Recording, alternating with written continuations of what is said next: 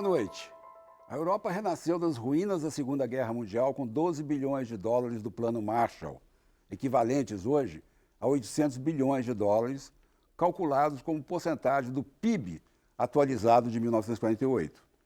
A China já gastou 300 bilhões de dólares para construir rodovias, ferrovias e portos em sua iniciativa global batizada de Cinturão e Rota.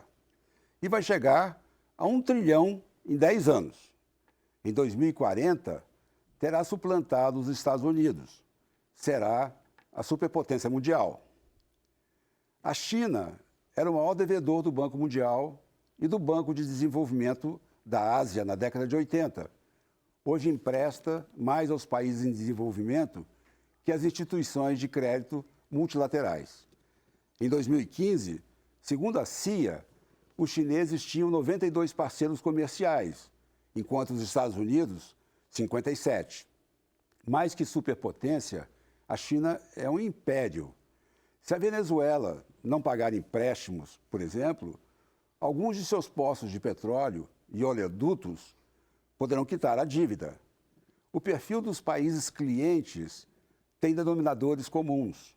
São ditaduras, não respeitam direitos humanos e estão nos rankings mundiais de corrupção. Os chineses não fazem muitas perguntas, mas também não dão respostas. Ela própria é acusada de ser repressora, censora, de reescrever e manipular a própria história. E está ganhando total controle sobre 1 bilhão e 300 milhões de seus habitantes, com o desenvolvimento de sistemas digitais de monitoramento e reconhecimento facial. Estamos aqui no estúdio com o professor Giorgio Romano Schutt para entendermos o que esperar de uma China que está dominando o mundo velozmente.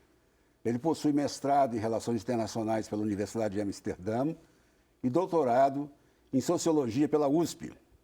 Foi consultor sênior do Banco Mundial e ocupou cargos na administração pública federal e municipal, está ligado a vários think tanks e é membro da Associação Brasileira de Relações Internacionais. Professor Giorgio Romano, boa noite. Boa noite. Obrigado por ter aceitado nosso convite. Obrigado pelo convite. É assustador ver esse dragão chinês se agigantando cada vez mais. Essa nova rota da seda é um plano de dominação do mundo? Não é um plano de dominação do mundo. É que a China vem de uma trajetória desde 49, com altos e baixos, e muito orientado para o desenvolvimento interno, segurança alimentar, emprego. E quando a China abre para o capital internacional, investimentos externos internacionais, as multinacionais, ele se torna a fábrica do mundo.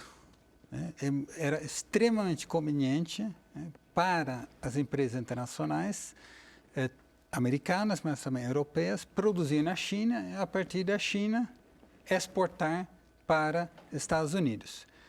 Enquanto isso, isso gerava lucro para as empresas europeias e americanas e tinha um efeito deflacionário nos Estados Unidos. Você não precisava aumentar o salário do trabalhador americano porque ele poderia comprar a geladeira a um preço muito inferior. Então, o seu poder de compra aumentava.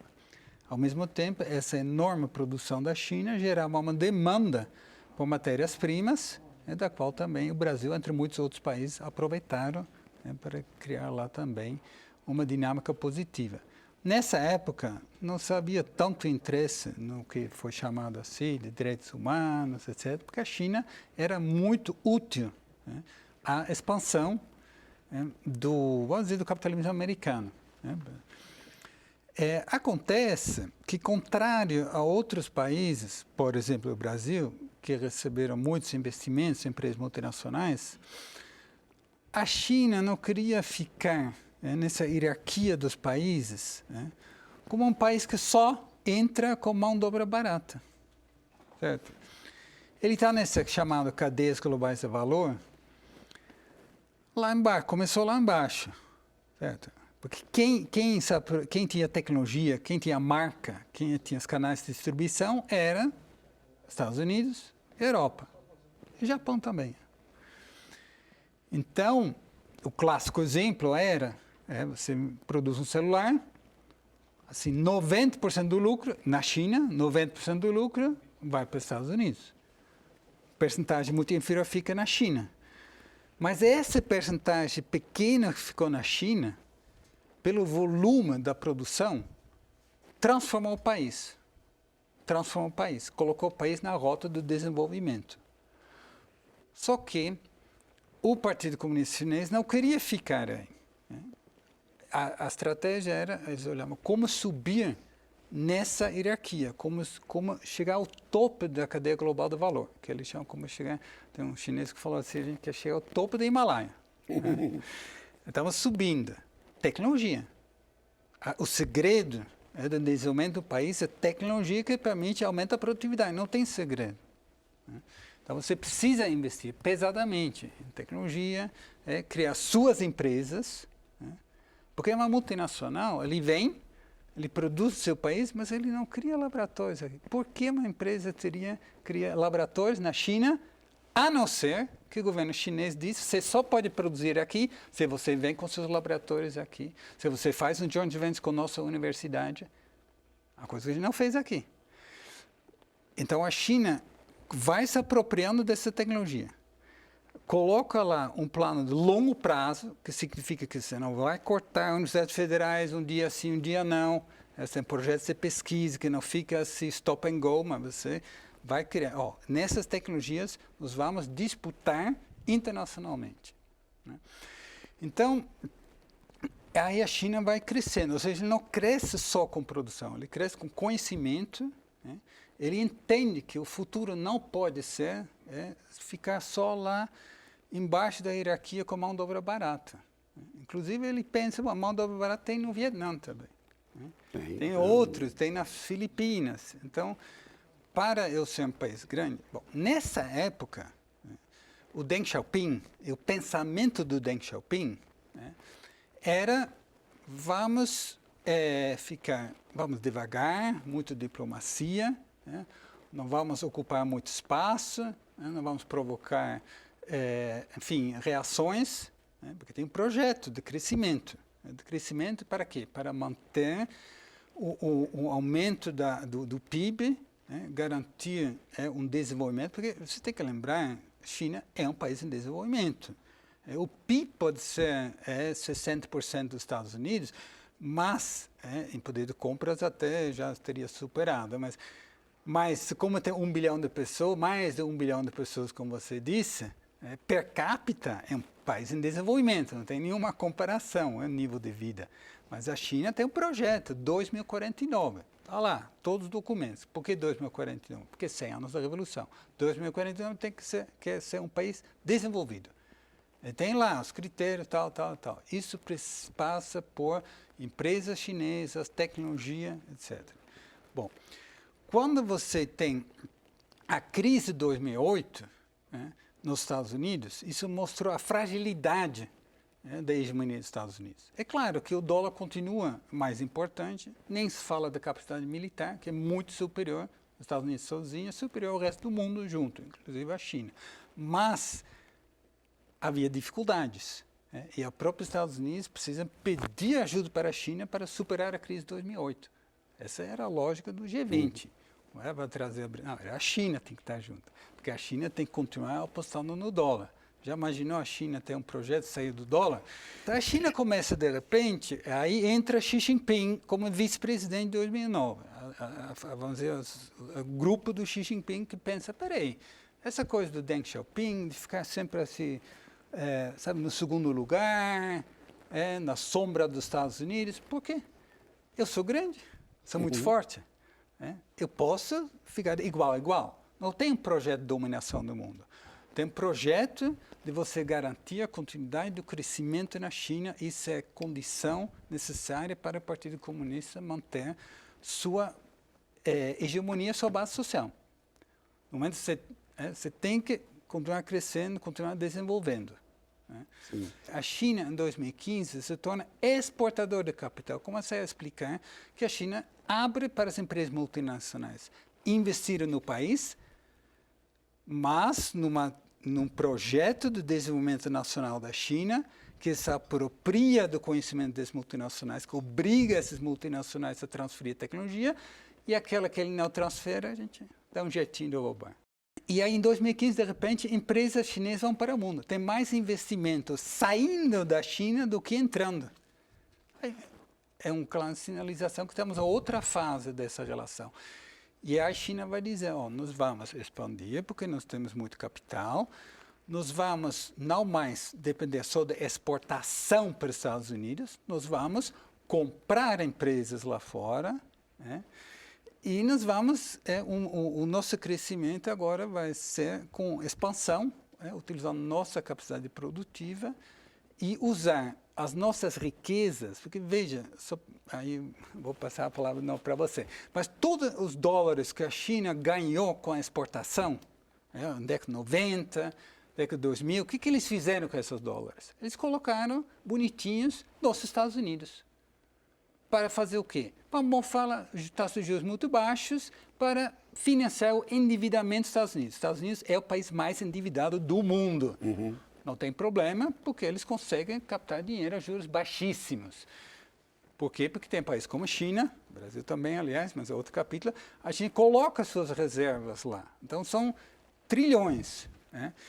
Mas a China vai pensar, mas por que eu faço isso? Bom, porque os Estados Unidos, eles usam esse endividamento para comprar meus produtos. Então, todos ganham, como diz o chinês, win-win. Mas chega um momento que a China vai dizer, não, eu posso usar esses dólares, ao invés de deixar só comprar títulos do governo dos Estados Unidos, que juros baixíssimos, eu posso usar os dólares para comprar a empresa de robótica na Alemanha.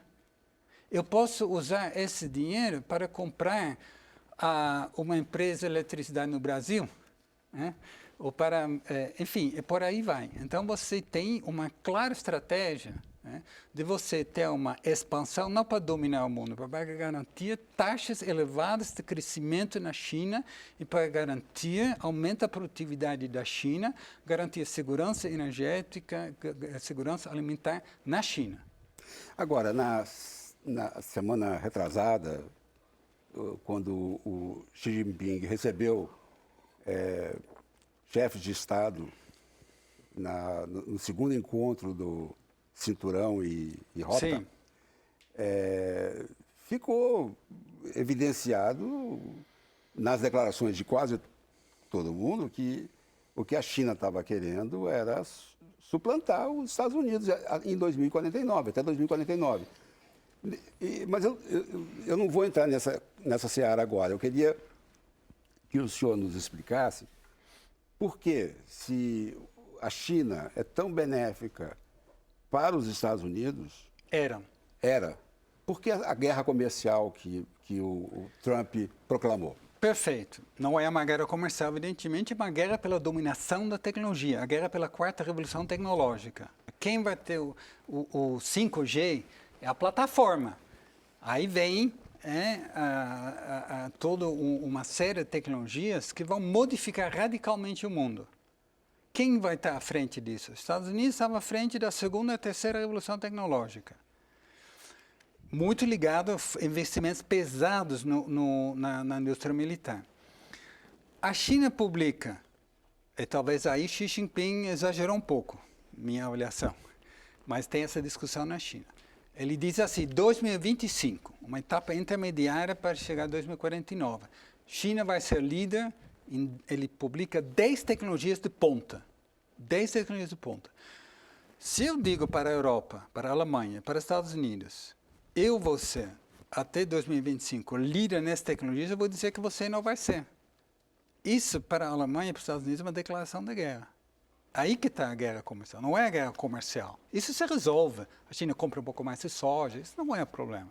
O problema é quem vai. Por isso que as palavras-chave do Trump são: eu não quero mais que empresas estatais dominem, eu não quero mais que essa transferência obrigatória de tecnologia das empresas multinacionais que operam na China.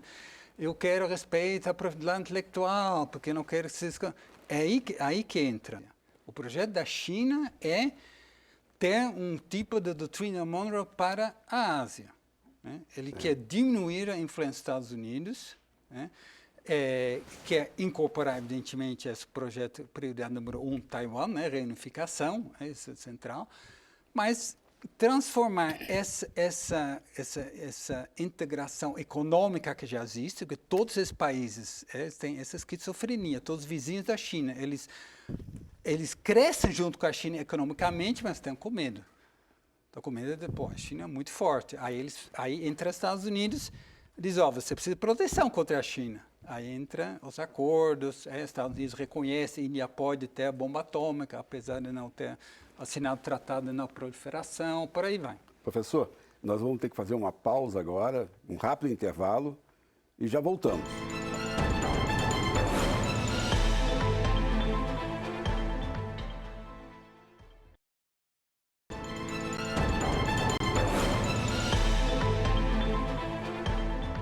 Um Olhar sobre o Mundo está de volta.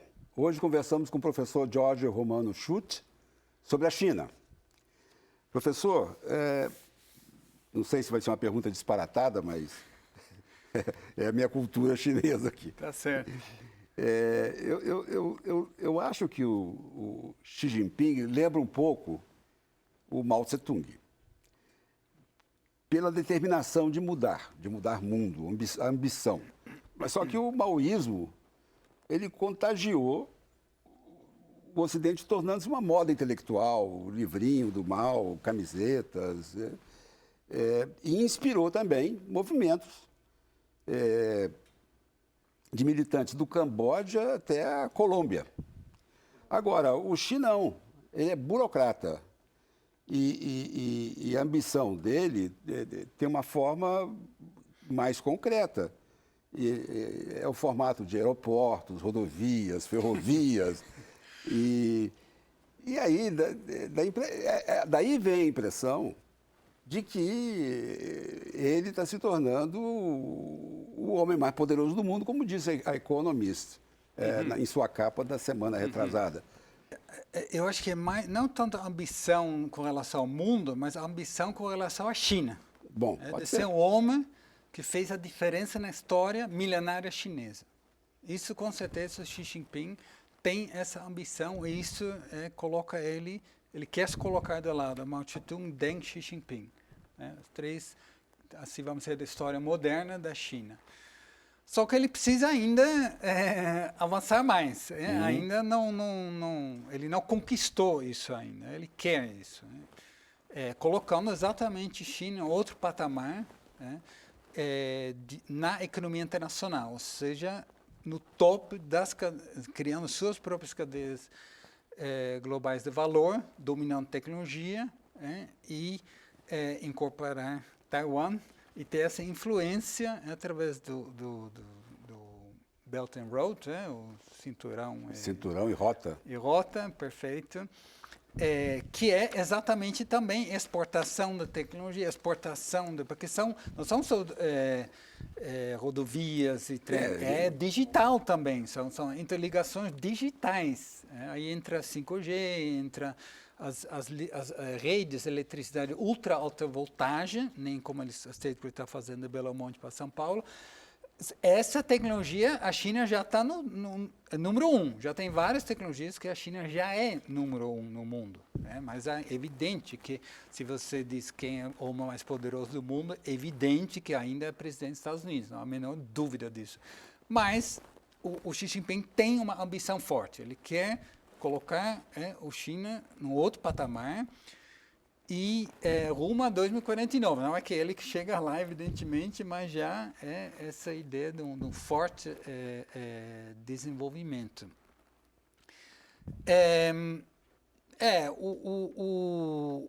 O problema que eu vejo é que, com relação a como ele se comporta internacionalmente, veja, o Mao exportava ideologia, o Xi Jinping exporta capital.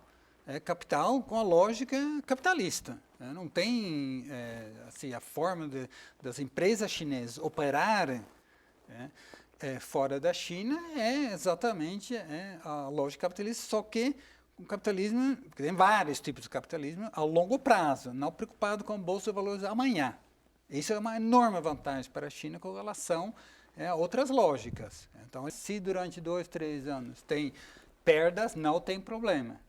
Então, você já vê, por exemplo, a Alemanha já tem outro tipo de capitalismo que os Estados Unidos. A Alemanha também já menos ligado às ações que flutuam e tal. Então, você tem esse chamado financiarização, isso não tem na China. Né? Então, você tem um capitalismo onde as finanças estão totalmente subordinadas aos interesses da produção. Ao contrário ao Brasil, diga-se de passagem. Então, portanto, as finanças na China não têm capital internacional. Está muito aberto, mas a participação dos bancos internacionais na China é mínima, nem 3%. Por quê? Porque tem que ser um setor estatal, porque ele tem que estar em função do projeto da produção. Né? Essa é uma das... É capitalismo. Estado, mas é outra lógica. Mas não é só a China que é diferente. Né? A própria Alemanha já sempre foi um tipo de capitalismo um pouco diferente. Agora eles estão... vendo isso, Japão sempre foi diferente. Então, nessa briga, vamos dizer, entre essas economias, o Xi Jinping não tem menor interesse de exportar o modelo chinês de organização. Nada disso. Né? Ele quer usar a expansão das empresas e do capital chinesa para garantir aumento o crescimento na China, aumenta a produtividade na China. Então, nisso ele é completamente diferente que Mao, que não tinha nenhum... Ele queria exportar a ideologia. O Xi Jinping não tem isso. Professor, nós temos uma última pergunta e a minha curiosidade é um pouco na contracorrente do que nós estamos falando, porque quando eu olho assim para o que faz a China, eu lembro que ela está construindo uma base espacial na Argentina, tem obras no Canal do Panamá, tem... Nicarágua. Tem infraestrutura pela África toda, escolas. Então, fica essa impressão de que a gente falava que antes que a China está vindo comprar o Brasil e não no Brasil, né? Dá a impressão de que a China está investindo, está investindo em várias partes do mundo, tá? Um reino fragmentado. Isso é curioso, porque os Estados Unidos eles têm mais de 800 bases militares no mundo todo. A China tem em Djibouti. No Djibouti, na África? Onde também tem uma base americana, diga-se de passagem.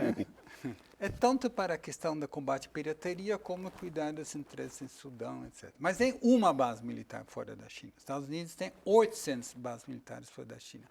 Na África, se você vai olhar, quem comprou terras na África nos últimos 10 anos, a China é muito inferior. Estados Unidos, Inglaterra, França. Né? Se você pega os investimentos no Brasil, que são importantíssimos investimentos chineses no Brasil, por exemplo, eletricidade, falou-se muito disso, chinês, de fato, né, tem, porque é uma área onde eles querem dominar a tecnologia no mundo, dominar a tecnologia. Você vai ver, mas quem comprou a Eletropaulo? É uma empresa italiana, aliás, estatal também. Né? Ou seja, se você compara de longe, os Estados Unidos e os países centrais europeus continuam comprando muito mais, tem uma presença do capital deles muito maior, que é o incômodo do Ocidente, de repente tem outro que quer entrar também.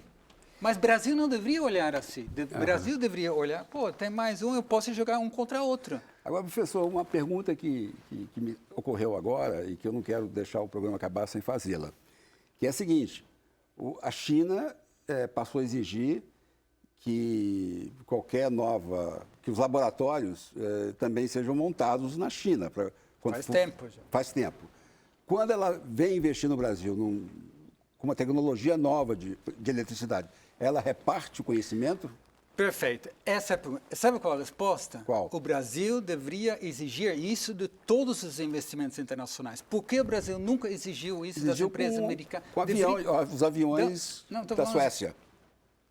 Exatamente. Tem alguns exemplos pequenos.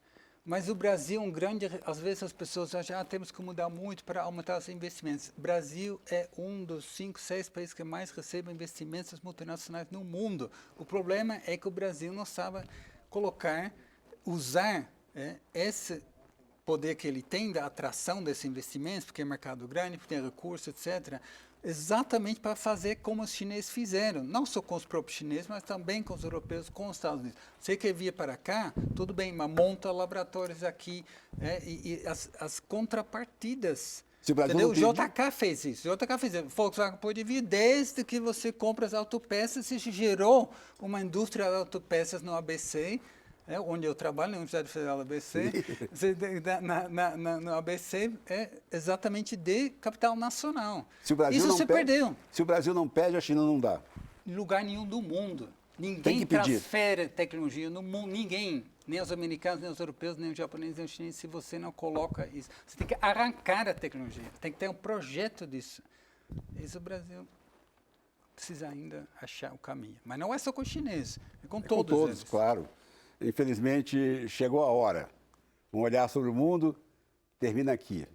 Agradeço ao professor Jorge Romano Schutt e a você que nos acompanhou.